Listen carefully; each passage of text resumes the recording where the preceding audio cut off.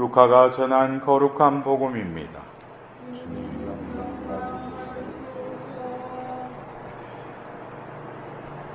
그때 예수님께서는 백성에게 들려주시던 말씀들을 모두 마치신 다음 카파르나움에 들어가셨다. 마침 어떤 백인 대장의 노예가 병들어 죽게 되었는데 그는 주인에게 소중한 사람이었다. 이 백인 대장이 예수님의 소문을 듣고 유다인의 원로들을 그분께 보내어 와서 자기 노예를 살려주십사고 청하였다. 이들이 예수님께 다가와 이렇게 말하며 간곡히 청하였다. 그는 선생님께서 이 일을 해주실 만한 사람입니다. 그는 우리 민족을 사랑할 뿐만 아니라 우리에게 회당도 지어 주었습니다. 그리하여 예수님께서 그들과 함께 가셨다. 그런데 백인 대장의 집에서 거리 멀지 않는 곳에 이르러셨을 때 백인 대장이 친구들을 보내어 예수님께 아뢰었다. 주님, 수고하실 것 없습니다. 저는 주님을 제 지붕 아래로 모실 자격이 없습니다. 그래서 제가 주님을 찾아뵙기에도 합당하지 않다고 여겼습니다. 그저 말씀만 하시어 제 종이 낫게 해 주십시오. 사실 저는 상감 밑에 매인 사람입니다만 제 밑으로도 군사들이 있어서 이 사람에게 가라 하면 가고 저 사람에게 오라 하면 옵니다. 또 제 노예들어 이것을 하라 하면 합니다. 이 말을 들으시고 예수님께서는 백인 대장에게 감탄하시며 당신을 따르는 군중에게 돌아서서 말씀하셨다. 내가 너희에게 말한다.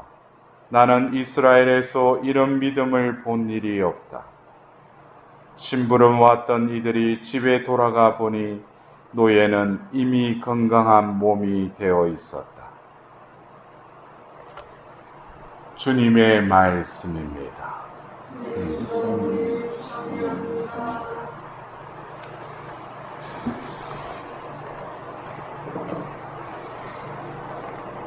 우리는 미사 전례 때 영성체 직전에 바치는 그 기도가 바로 오늘 복음에 등장하는 그 백인 대장의 그 고백이 지금 우리가 예수님을 모시는 데 있어서 한 말씀만 하소서 제가 곧 나으리이다.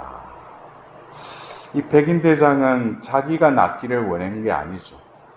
노예가 병이 들어서 죽게 되었다고 그랬어요. 근데 여러분들도 알다시피 로마 시대에는 어떤 계급 사회가 있었죠. 귀족이 있었고 평민이 있었고 또 노예들이 있었어요. 근데 이제 거의 30%에 달하는 이 노예들은 인간이기도 하지만 진성처럼 취급한 것이 로마 시대의 계급 제도입니다. 근데 백인 대장인 이분은 그 노예를 치유해 주십사고 예수님께 또 사람들을 보냈는데 이미 유대 사회에서도 그분의 그 삶을 엿볼 수가 있죠. 우리 민족을 사랑할 뿐만 아니라 우리에게 회당도 지어 주었습니다. 회당을 지어 줬다는 것은 그들이 모여서 하나님 말씀을 듣고 예배할 수 있도록 그 공간을 마련해 줬다는 거예요. 여기서 우리는 이 백인 대장의 그 인품, 인성적인 부분을 우리는 볼 수가 있습니다. 우리가 신앙인으로서 신앙생활 하는 데 있어서 어떤 영적인 삶을 우리가 살아가지만 우리는 엄연히 이 사회의 일원이고 또 이 세상에 속해 있죠. 그러나 이 속함이 이 세상의 원리를 따르는 것이 아니라 우리는 하느님 나라의 그 삶의 원리를 우리는 살아야 하는데, 그러나 우리는 이 세상에 살면서 예수 믿으면 천국, 믿지 않으면 지옥이라는 어떤 그런 극단적인 외침보다는 어떻게 보면은 이 세상 속에 살면서 드러나지 않으면서도 나의 존재를 봤을 때 뭔가가 틀리다. 저 사람은 어떻게 저렇게 말을 하고 행위를 하는가. 그래서 오늘 일독서에 디모데오에게 보낸 그 첫째 편지에도 바오로 사도는 우리가 아주 신심 깊고 품위 있게 평온하고 조용한 생활을 할 수 있도록 임금들과 높은 지위에 있는 모든 사람들을 위해서도 기도하라고 그러셨어요. 신심 깊고 품위 있고 평온하고 조용한 생활을 할 수 있도록. 그러나 바오로 사도가 살던 그 시대는 또 네로 황제에 의해서 이제 박해가 시작되면서 결국 바오로 사도도 순교하게 되죠. 그래서 어떻게 보면 이 백인 대장의 그 인품을 보더라도 그가 로마에서 파견되어서 그 유대 사회를 로마의 백인 대장으로서 100명의 그 군인들을 지휘하는 그 위치에 있으면서도 그 민족을 사랑할 뿐만 아니라 회당까지 지어주었다는 거죠. 그래서 그의 마음을 조금 엿볼 수가 있어요. 노예를 위해서 또 노예가 낫기를 원하는 그 마음. 또 그리고 그 자기가 파견되어 온 유대 지역의 그 민족들과 또 그들을 위해서 어떤 혜택을 베푸는 그의 마음. 그래서 우리가 살면서 영성적인 생활과 더불어서 인성적인 나의 인품에 대해서도 우리는 늘 염두에 둬야 되죠. 성당은 열심히 다니면서도 그가 하는 것이 미성숙하고 또 어떤 말이나 행동에 있어서 어떻게 보면 남들의 눈에 상식에 어긋난 일을 한다면 어떻게 보면 그 사람은 하나님의 원하는 삶, 영적인 진정한 의미의 영성생활은 하고 있지 않다라고도 우리가 볼 수가 있죠. 오늘 우리는 그런 그 백인대장의 인성적인 차원의 어떤 성숙함을 우리는 볼 수가 있습니다. 근데 그 유대 원로들이 예수님께 가서 그렇게 간청을 하자 예수님께서 또 그들과 함께 떠나십니다. 그를 향해서 떠나시죠. 근데 그 이후에 백인대장의 집에서 거리 멀지 않는 곳에 이르셨다고 그랬어요. 그럼 조금만 가면 이제 백인대장의 집인데 이제 백인대장이 또 친구를 보내어 예수님께 말을 전합니다. 근데 이런 부분을 좀 우리가 오해할 수 있죠. 예수님이 가파르나움에서 백인대장의 집이 어딘지는 모르지만 그곳까지 이르러서 이제 가까이 이르렀는데 또 자기가 직접 나가지 않고 또 친구들을 보내서 말을 전하는 모습 보면서 좀 오해를 할 수가 있어요. 그러나 이어서 그가 예수님께 전하고 싶었던 그 말씀 안에는 그가 그만해서 그런 것이 아니라 그에게 있어서는 여러분들 그래요. 우리가 백인대장 이러면은 100명의 로마 병사들을 지휘할 수 있는 권한이 있어요. 그리고 그 지역에서 자신의 지휘권은 바로 로마의 황제로부터 직접 받았기 때문에 자기의 말이 바로 황제의 말일 수도 있죠. 그래서 자기가 그러잖아요. 제 밑으로는 군사들이 있어서 이 사람에게 가라 하면 가고 저 사람에게 오라 하면 옵니다. 그만큼 자기도 그런 권한을 받았다는 것이죠. 근데 그 권한을 뛰어넘는 예수님께는 그가 만난 적이 있는지 소문을 들었다고 하니까 아마 만난 적은 없었지만 그가 바란 그저 말씀만 하시면 제 종이 낫게 해주십시오. 이 말씀을 우리는 그냥 예수님이 말씀하시면 낫겠지 이것이 아니고 그에게 있어서는 자신에게도 그 권한이 있고 세상 속에서 어떻게 보면 지휘자의 그 위치에 있지만 자신이 모시려고 하시는 그 예수는 바로 그분의 그 말씀은 권위가 있다는 거예요. 능력이 있다는 것을 이미 전제하고 있죠.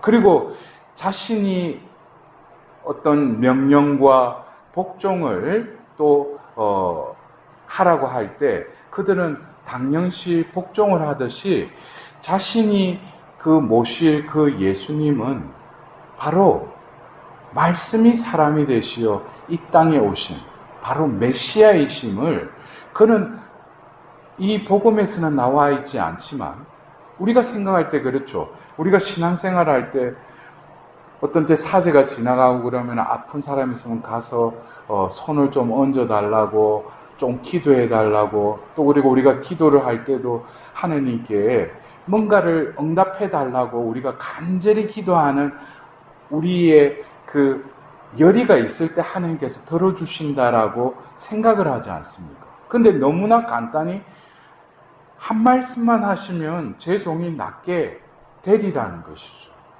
여기에서 이 백인대장의 그 마음, 어떻게 보면은 예수님의 그 권위를 인정하는 거예요. 자기가 황제의 권위에 파견되어서 남들을 또 다스리는 입장에 있지만 그 예수라는 분, 이분은 그 말씀, 이 말씀이 바로 그 권위가 있으시다는 것을 이미 백인대장은 인정을 하는 것입니다. 그리고 굳이 오셔서 우리 집에 와서 그 노예에게 기도하시기보다는 그분의 그 말씀의 권능은 거리를 떠나서 그분으로부터 그 말씀이 나아가면은 그 말씀은 이루어진다라고 하는 그 믿음이 있었던 거예요. 여러분들 여기서 우리가 어제 연중 제24주일 복음에서도 그 무자비한 그 종의 비유의 말씀을 하시며 예수님께서 마지막 부분에 이런 말씀하시죠. 너에게 자비를 베풀었듯이 너도 이웃에게 자비를 베풀었어야 되지 않느냐라고 예수님 말씀하지 않습니까? 여기서 보면은 우리가 그래요. 믿음이라는 것은 무엇을 이루어질 것을 믿는다라고 하는 것도 믿음이지만 진정한 믿음은 하나님으로부터 시작해서 하나님이 완성하시는 그 과정 속에 이 믿음은 뭐겠습니까? 하나의 그 통과하는 관과도 같다는 것이죠. 여러분들 그래요. 우리가 이 믿음이라는 게 자기가 열심히 구하면은 얻을 수 있는 것이 믿음이라고도 생각할 수 있지만 이 백인대장의 믿음은 비어있는 믿음이죠. 비어있는 관처럼 하나님의 그 권능이 바로 그 믿음이라는 통로를 통해서 그냥 통과할 수 있도록 자신은 그냥 거기에 비어있는 상태로 머무른다는 것이죠. 우리가 어떤 때는 믿음이라는 것이 우리가 산도 옮기고 뭘 옮길 수 있는 불가능을 가능케 할 수 있는 결국에는 하나님이 시작하셔서 하나님이 행할 때 불가능이 가능케 되는 거 아니겠어요? 그것을 우리가 믿는다고 생각하죠. 그러나 그 믿음은 어떻게 보면 하나님의 사랑과 자비가 그냥 흘러가도록 비어있는 상태. 그래서 우리는 믿음이 있다 없다라고 할 때 그 내용을 보면은 내 자의적인 내 뜻, 내 원의 이것이 정화되어야 된다는 것이죠. 왜냐? 믿음은 하나님으로부터 시작해서 하나님이 열매 맺는 것이 하나님의 일이라면 그 믿음을 가진 자는 그 말 그대로 자신의 원의와 자신의 뜻을 비우고 온전히 하나님이 행하실 수 있도록 자신을 의탁하는 그러한 것이 어떻게 보면 믿음의 본질이 아닌가 싶습니다. 그 본보기로 오늘 이 백인대장이 예수님이 자기 집에 가까이 오셨던 어쩌면 그 소문을 듣고 그 유다의 원로들이 가서 말을 했을 때도 예수님이 말씀하시면 이루어질 거라는 것을 그는 믿었다는 거죠.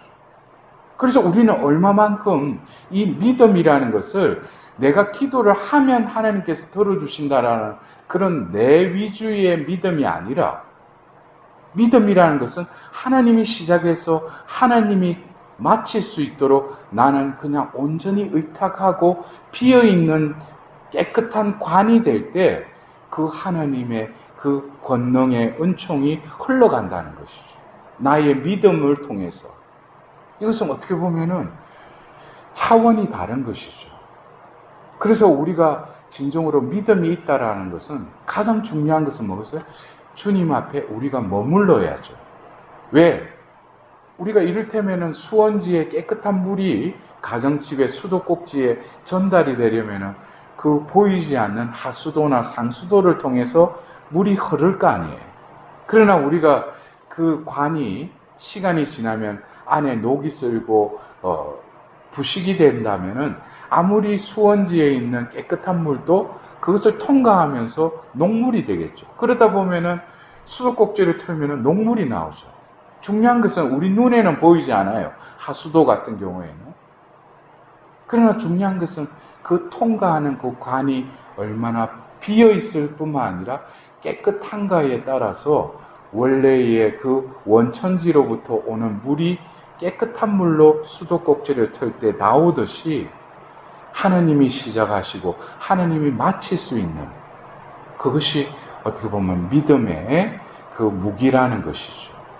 그래서 어떻게 보면 이 구원의 신비인 이 미사 전례도 그 골고타에서의 그 예수님의 희생제사, 당신의 그 온전한 우리에게 내어주시는 살과 피를 우리는 영성체를 통해서 우리에게 오시는데, 우리는 백인대장의 이 믿음을 다시금 고백합니다.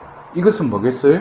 내가 나으리라는 그것에 대한 믿음이 아니라, 하나님 오늘 당신의 아들을 통하여, 희생제사를 통하여 우리에게 살과 피를 다시 내어주시니 그 살과 피가 온전히 내 안에 온전히 머무를 수 있도록 저를 비워드립니다.